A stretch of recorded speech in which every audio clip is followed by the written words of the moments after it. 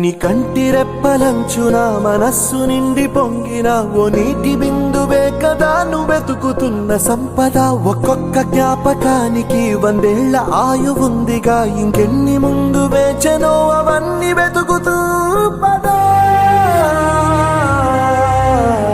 మనుష్యులందు నీ కథ మహర్షిలాగా సాగదా, మనుష్యులందు నీ కథ మహర్షిలాగా సాగదా.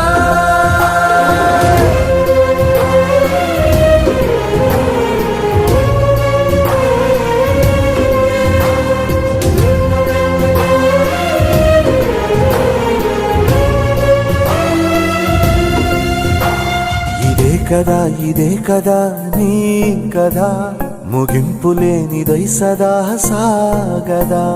ఇదే